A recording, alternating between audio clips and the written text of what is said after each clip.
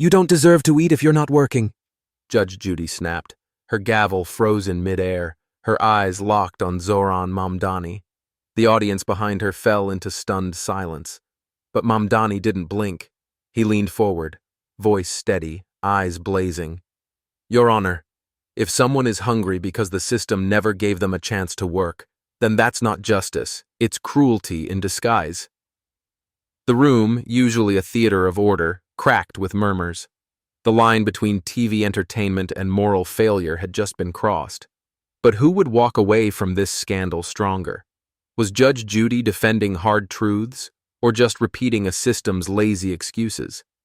And could a 35-year-old state assemblyman from Queens really stand his ground against America's most feared courtroom icon? What happened next would turn a TV segment into a national conversation. Just hours earlier, the producers thought it would be a clever ratings stunt. Bring Zohran Mamdani onto Judge Judy's special live segment about work ethic in America. A progressive voice versus an iron fist traditionalist? The clips would go viral in seconds, they thought. But no one expected it to unravel the way it did. The topic was food stamps. Judy, with her signature scowl, laid down her line. If you don't work, you don't eat. I don't care what zip code you're from. Applause from the usual crowd. Mamdani smiled, not out of amusement, but out of disbelief. I care what zip code you're from, he replied calmly. Because that zip code might decide if you ever had a shot at a decent education, a safe home, or a second chance. Now it was different. She wasn't facing a criminal defendant or a bickering neighbor. She was facing a man who had walked the streets of Astoria, listening to stories from families who had to choose between medicine and dinner. She was facing someone who actually believed the system was broken and had receipts. The cameras zoomed in. Judy doubled down. Don't tell me sob stories. If you can walk, you can work. Zohran didn't flinch. So what about people with undocumented parents who can't apply for jobs? Or teenagers working 2 shifts and still can't afford food because their wages are a joke? The silence in the studio wasn't just from the audience. It was from Judy herself. For the first time in years, she wasn't sure how to respond. This wasn't just about politics anymore. It was about pride. And that made everything more dangerous. Later, behind the scenes, staffers whispered that Judy had asked producers to cut parts of the footage. But it was too late. A clip of Mamdani's quiet retort.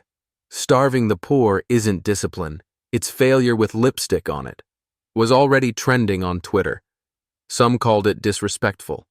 Others called it necessary. But one thing was clear. Something had shifted. And Zohran? He didn't stop there. If this story is already making you think, hit that like button and leave a comment. Do you think not working means you don't deserve food? Let's talk. Now, let's keep going. The real storm was just starting to build. By the next morning, the clip had exploded. Major networks looped it endlessly. Left-leaning commentators hailed Mamdani as the only adult in the room, while conservative outlets slammed him as just another socialist who wants free handouts. But in coffee shops, subway rides, and family group chats across America, one question echoed louder than the noise. Who gets to decide who deserves to eat? Zohran didn't retreat. He stepped straight into the fire. That afternoon, he posted a video from his office. No makeup, no suit, just him and the truth. I was raised by immigrants who worked long hours and still struggled. I know what it means to feel invisible. But no one should ever be told that poverty is a punishment for laziness, especially not by someone sitting in a courtroom making millions off other people's pain. The video reached 1.2 million views in a day. Meanwhile, Judge Judy remained silent. No statement, no clarification, just a sudden disappearance from her own scheduled media appearances. Rumors swirled. Was she being pressured to apologize? Or was she doubling down, preparing to fire back? 2 days later, she did. Live on primetime, Judy addressed the scandal with her usual bluntness. "I will never apologize for believing in personal responsibility," she declared. "And if Mr. Mamdani thinks the world owes you a meal just for existing, he's living in a fantasy." That was her mistake. Because Zohran Mamdani wasn't demanding fantasy. He was exposing reality. Later that week, Mamdani was invited onto a roundtable discussion, hosted by a national network notorious for confrontational formats. They thought he'd fold under pressure. But when asked point blank, "Are you against work?" he leaned in again, calm, precise. "I'm not against work. I'm against a system that demands work but offers no childcare, no fair pay, and no time to breathe." A pause. Then, a woman on the panel, quiet until then, whispered into her mic, "He's right. I work 3 jobs and still can't pay rent. I thought it was my fault." That clip broke through the media spin. This wasn't a battle between celebrity and politician anymore. This was a mirror being held up to America, and not everyone liked what they saw. By the weekend, Zohran's inbox was full. Stories poured in from across the country. A single mother in Ohio who rationed school lunches, a disabled veteran denied food assistance, a janitor in Texas who slept in his car between shifts. He read every one, and then he returned to the very show that had tried to humiliate him. Yes, Judge Judy's studio invited him back, but this time it wasn't for ambush. It was for reckoning. Before we move on, if this fight between two worlds matters to you, show some support. Drop a comment. Have you ever felt like the system forgot you? And don't forget to subscribe if this story hits home. Now, let's get to what happened when Zohran Mamdani walked back into that studio for the second round. The return wasn't televised live, not this time. Too risky, too unpredictable. But every seat in Judge Judy's studio was full. Producers didn't even need to warm up the crowd. Everyone there knew what they were walking into. A rematch, sure, but deeper than that, a test. Could someone from the world of grassroots politics hold his ground twice against television's most ironclad authority? Zohran Mamdani walked in, not with a smirk, not with a speech, but with a folder. Inside were pages of testimonies. Real people, real hunger, no filters, no hashtags, just stories. Judge Judy began sharply, clearly irritated that she even had to entertain this. "I gave you a chance to speak last time," she said, "and you turned my courtroom into a political soapbox." Zohran raised his eyebrows slightly. "Isn't that what justice is? A mirror for society?" She fired back. "Justice is law, not opinion." But that's where he struck. "Then let's talk about the law," Zohran said, opening the folder. "New York State currently has over 200,000 people eligible for food assistance who never receive it due to red tape, fear, or outdated regulations. That's not laziness. That's a policy failure." The audience, silent up to that point, began to shift. Judy tried to regain control. "This isn't a town hall. It's a courtroom." But it wasn't. Not anymore. It was a stage where morality and ego were clashing in real time, and Judy was losing her grip.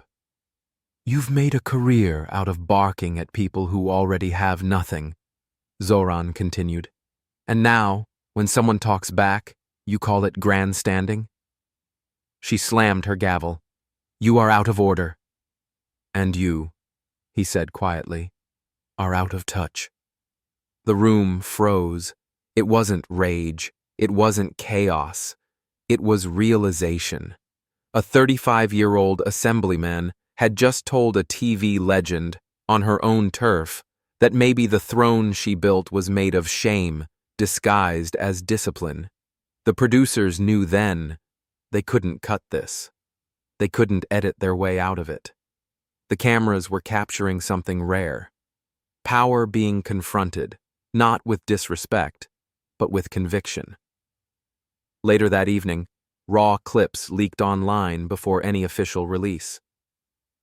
"out of touch" began trending on X. But more powerful than any hashtag was what came next. Zohran didn't gloat.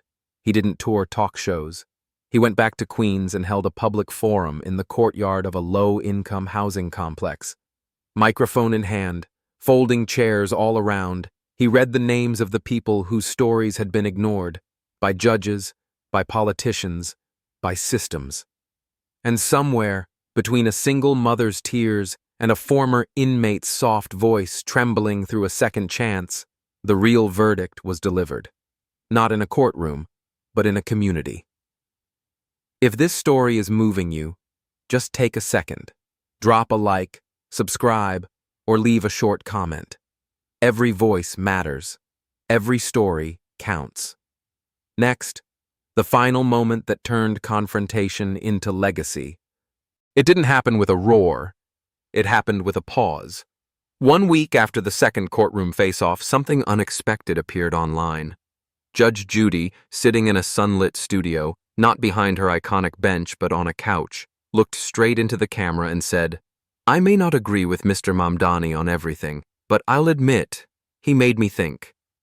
The internet didn't believe it at first. Was this scripted? Damage control? Maybe.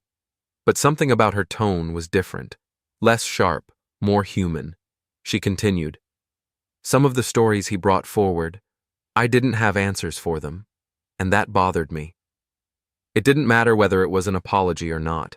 What mattered was that Zohran Mamdani, the son of Ugandan and Indian immigrants, a man who never chased headlines, had forced a national icon to reconsider her convictions, even if just for a moment. But Zohran wasn't done. That same night, he stepped onto a town hall stage in Brooklyn packed with over 800 people. No teleprompter, no slogans, just him and a worn leather notebook filled with names. "This isn't about who won a debate," he said. "It's about who we keep failing. And if it takes standing up to a TV judge to make the country listen, then fine. But I won't stop until the single mom in the Bronx, the diabetic veteran in Detroit, the undocumented student in Phoenix, until all of them feel seen." He raised his voice, not in anger, but with purpose. "This isn't about charity, it's about dignity." The crowd stood. Not a cheer like fans at a rally, but an affirmation. This man wasn't performing. He was building something. And behind that stage, just off to the side, was Carla, an elderly woman from Queens who had sent Mamdani a handwritten letter after the first episode aired. She'd been denied food benefits for over a year because she couldn't navigate the state website. Zohran had read her letter out loud to Judge Judy. Now, she stood with tears in her eyes as he read from her letter again. "You said, 'I'm tired of feeling like my hunger is my fault.' Well, Carla, today the country heard you, and they won't forget." By the following week, Mamdani's office had introduced a new bill, the Dignity Access Act. It would streamline applications for food assistance, eliminate work requirements for certain high-need groups, and demand automatic enrollment for eligible low-income seniors. Some called it radical, others called it long overdue. And Judge Judy? She didn't endorse it. But she didn't attack it either. And that silence, that said everything. Weeks passed, and the media storm faded. But something had shifted. Zohran Mamdani wasn't just the man who stood up to Judge Judy. He had become something deeper, a symbol of what it looks like when conviction meets compassion, when the courtroom becomes a forum for truth, and when a voice refuses to be silenced just because it makes people uncomfortable. Not every story ends in victory, but this one ended in movement. And if you're still listening, still feeling, still believing, it means it mattered. So if this story gave you a reason to reflect, even just for a second, click subscribe, leave a comment, or share it with someone who's ever felt unseen.